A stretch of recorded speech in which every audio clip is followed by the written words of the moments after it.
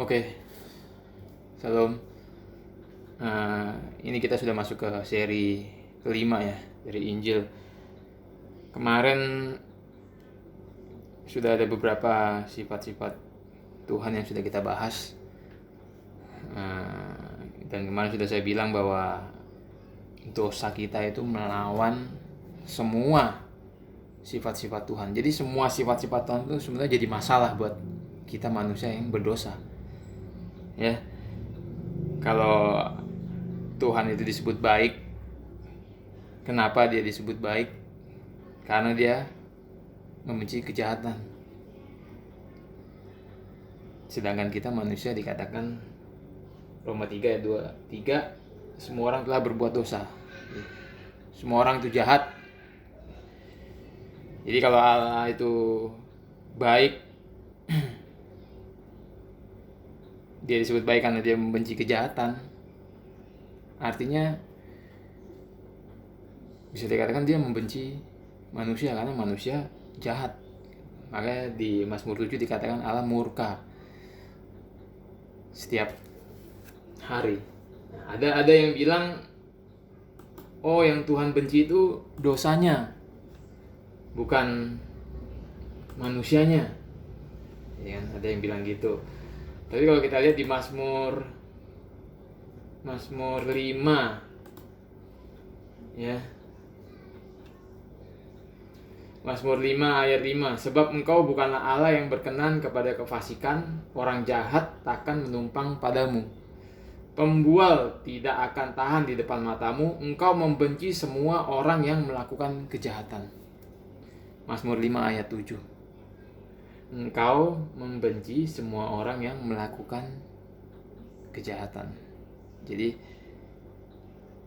Tuhan bukan cuma benci dosanya saja terus manusia dia nggak benci, enggak. Dikatakan engkau membenci semua orang yang melakukan kejahatan.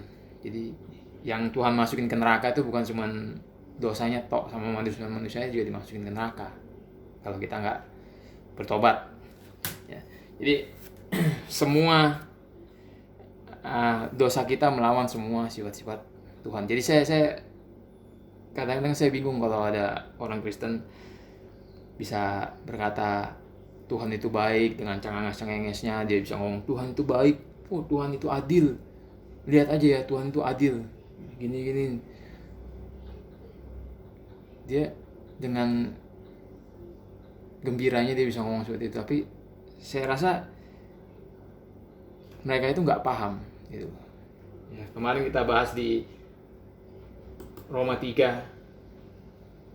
ayat 11 ya, dalam teks Inggrisnya dikatakan no one understand. Mereka nggak ngerti, pengertiannya kurang, nggak ngerti. Jadi ketika mereka sebut ya Allah itu baik, mereka bisa menyebutnya dengan cengenges-cengenges gitu. Padahal itu sangat menakutkan ya. Kalau kita ngerti sifat Allah dengan benar, itu sangat menakutkan buat kita orang yang berdosa. Makanya Injil ini sangat penting ya.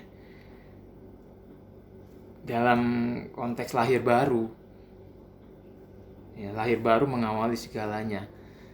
Selalu ada unsur Injil, bertobat, percaya Injil, dan diselamatkan. Semuanya itu pekerjaan Tuhan. Dan ketika Tuhan menyelamatkan kita, itu nggak cuma dia nggak cuma menyelamatkan kita, dia nggak cuma memindahkan kita dari neraka terus melangkah langsung selamat, enggak. Ya, ketika Tuhan menyelamatkan kita, dia juga merubah natur kita, sifat kita yang condong ke dosa itu dirubah. Itu makanya sangat penting. Injil itu sangat penting dan harus, kalau nggak salah seorang tokoh reformer terkenal ya, Martin Luther, mengatakan Injil itu harus diberitakan setiap hari kepada orang Kristen gitu. Nah supaya ketika kita mengatakan Tuhan baik, kita harus mengatakan dengan serius. Makanya kita harus belajar Injil ini, saya bilang orang Kristen harus menguasai Injil gitu. Karena fenomena yang terjadi belakangan ini di dalam kekristenan, saya sudah sering mengatakannya di video saya, sangat parah. Bahkan saya pernah berdebat dengan seseorang di Facebook. Dia bisa bilang, setiap denominasi pasti Injilnya berbeda-beda. Loh, aneh gitu. Dan setiap jawaban itu tergantung orangnya lupa atau seingatnya dia lah dia mau jawab Injil, kan aneh gitu loh. Ya. Menurut saya sangat aneh, itu perkataan dari orang yang nggak ngerti. Sekarang kita akan masuk ke jadi kalau misalkan sifat Allah itu baik, itu kan bermasalah buat kita. Sifat Allah itu kudus, itu kan bermasalah buat kita. Allah itu benar, itu juga bermasalah buat kita. Sekarang Allah itu adil, itu juga bermasalah buat kita. Ya, Dia itu hakim yang adil. Hakim yang adil pasti menghukum orang jahat. Ya. Kalau misalkan di suatu desa ada seorang penjahat membantai satu keluarga, terus ketangkep, misalkan ditangkap sama penduduk desa itu, ditangkap, dibawa ke polisi, di penjara. Ya. Beberapa bulan kemudian pengadilan, ya. Lalu penjahat tersebut dengan menyesal, dia menyesal di depan hakim, dan dia minta dibebaskan, dia minta maaf dan dia minta dibebaskan. Kira-kira kalau hakim itu membebaskan penjahat tersebut, ya, hakim itu mendengar penyesalan penjahat, dia ketok palu, dia bilang, karena saya hakim yang pengasih dan penyayang, orang ini saya bebaskan. Kira-kira gimana itu? Kalau menurut saya, satu kampung, satu desa itu pasti protes. Ya. Mereka pasti akan teriak, mereka pasti akan membawa kasus ini ke pusat atau ke Mahkamah Agung atau kemana yang lebih besar lagi, karena mereka berhadapan dengan hakim yang tidak adil. Ya. Hakim yang bahkan lebih jahat mungkin dari si pembunuh, maka karena dia membebaskan tanpa menghukum dengan dasar dia pengasih dan penyayang, kan nggak mungkin gitu. Kalau dia hakim yang adil, dia pasti akan menghukum. Begitu juga dengan Tuhan, nggak mungkin dia membebaskan orang begitu saja. Di luar sana ada yang mengajarkan seperti itu. Oh, tinggal minta ampun, Tuhan itu maha kasih. Kamu berdosa tinggal minta ampun, bertobat, pasti Tuhan mengampuni. Kan dia maha kasih, maha sayang. Ya, tapi nggak mungkin itu. Ya, jangan pernah lupa kalau dia itu adil, maha adil. Dia hakim yang adil. Hakim yang adil harus menghukum. Sedangkan kita manusia jahat. Nah, bagaimana caranya Allah yang adil ini bisa dikatakan tetap adil, tapi tanpa menghukum? Gitu. Bagaimana caranya Allah yang baik masih bisa dikatakan baik tanpa menghukum? Bagaimana dia bisa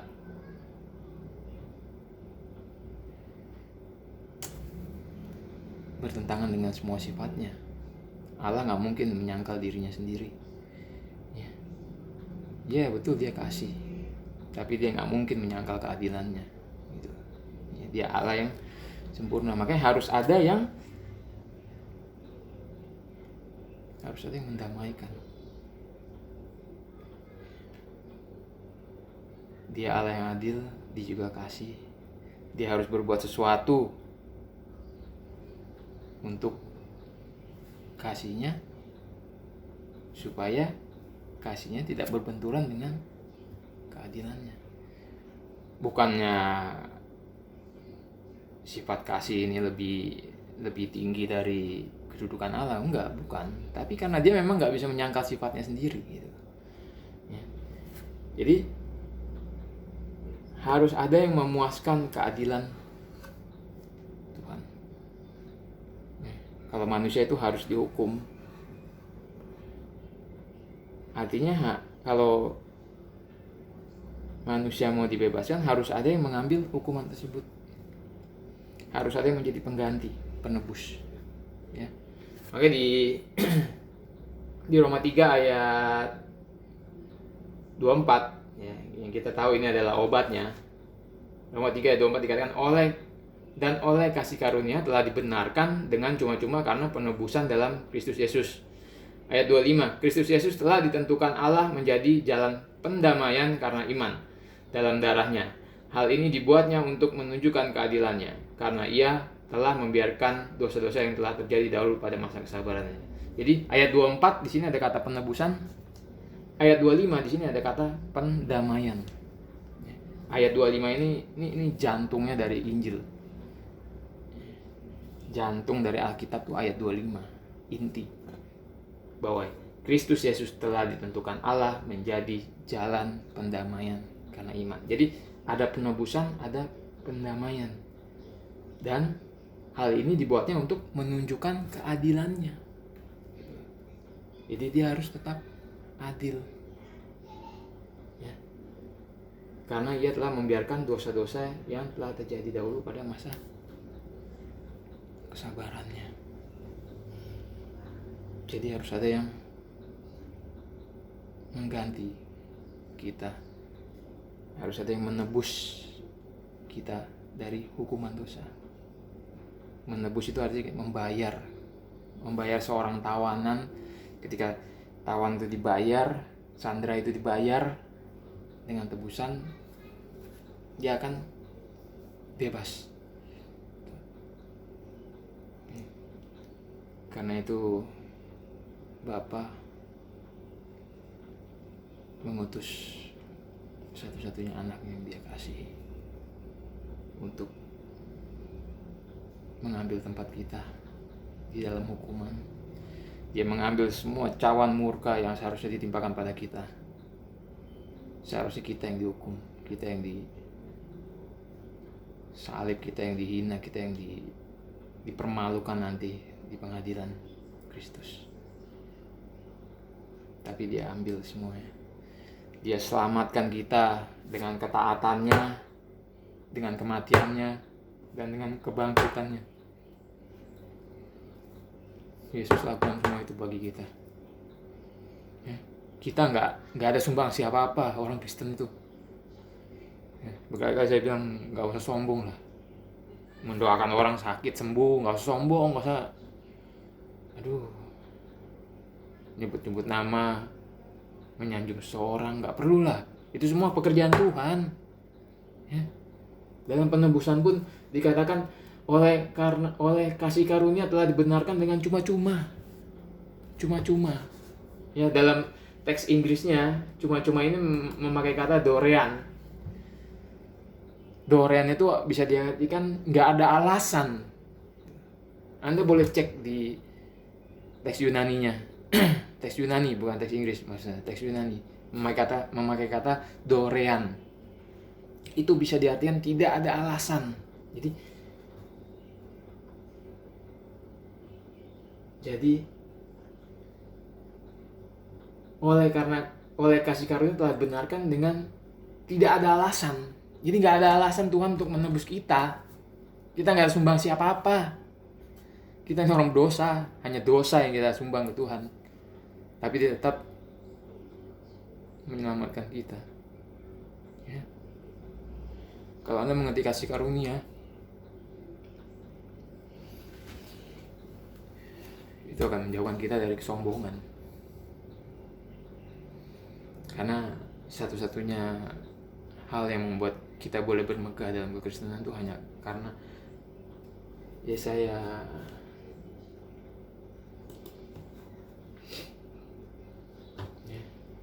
satu-satunya yang membuat kita orang Kristen boleh bermegah.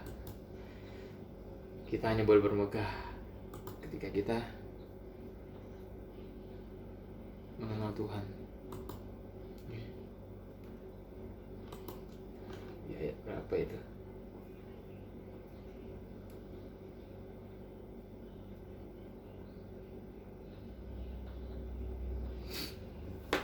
Ya. Itu di Yeremia ya.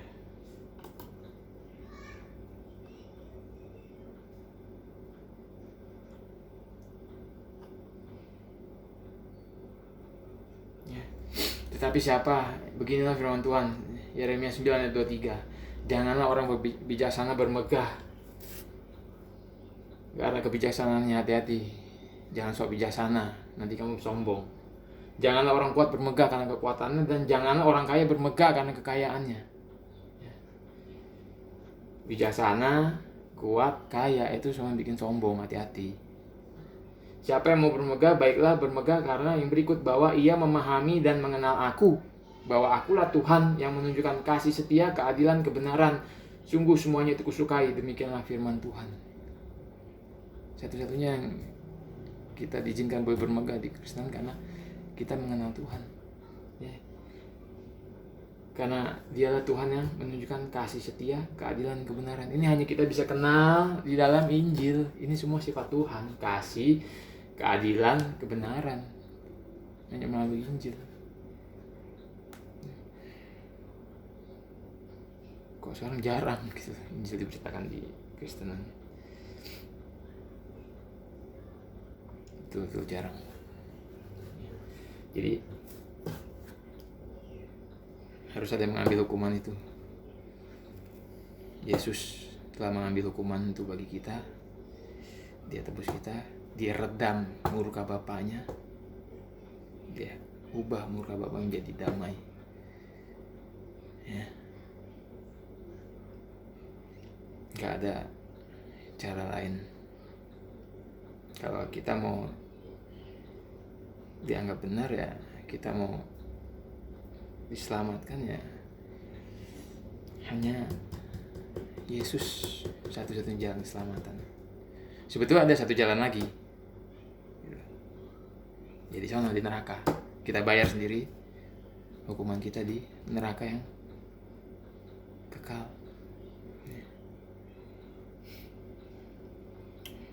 Makanya kalau kita tahu ini, semoga video ini bisa jadi berkat dari Tuhan untuk Anda semua. Anda tahu ini, buru-buru lah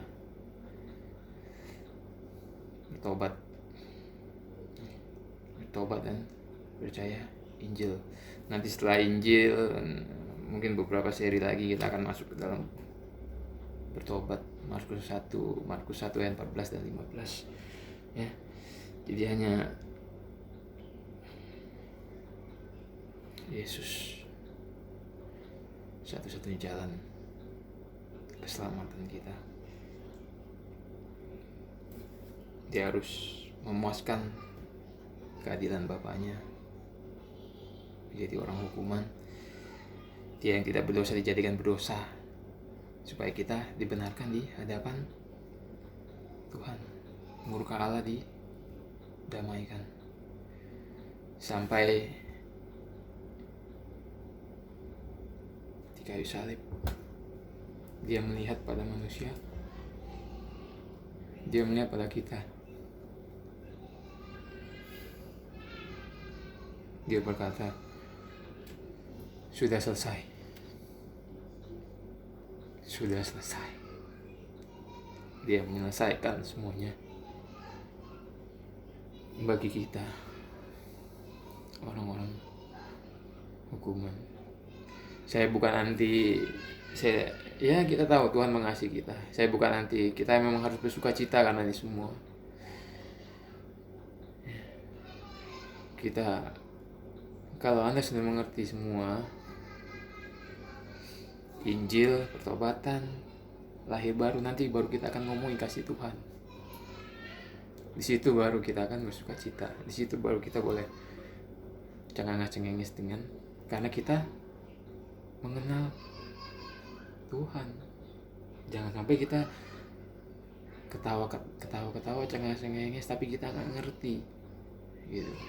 Kita datang ke Tuhan dengan cengengis. Yang kita tekankan hanya kasih Tuhan. Ya betul, itu Tuhan mengasihi, tapi itu step keberapa gitu. Hati-hati orang Kristen. Sekarang banyak ajaran di tengah-tengah kita, dikit-dikit Tuhan mengasihi, dikit-dikit Tuhan mengasihi, dikit-dikit Tuhan mengasihi. Anda cuma menekankan satu sifat Tuhan, mengasihi, itu pun jadi masalah buat kita. Karena kita orang berdosa. Kasih dan murka selalu berjalan bersamaan. Sudah saya jelaskan. Itu akan jadi masalah buat kita. Hati-hati. Harus seimbang. Ya. Seperti dua sisi mata uang. Kalau cuma ada satu sisi, satunya kosong, itu bukan uang. Itu uang palsu. Begitu juga kebenaran, kalau hanya separuh, itu bukan kebenaran. Itu pasti kepalsuan. Oke.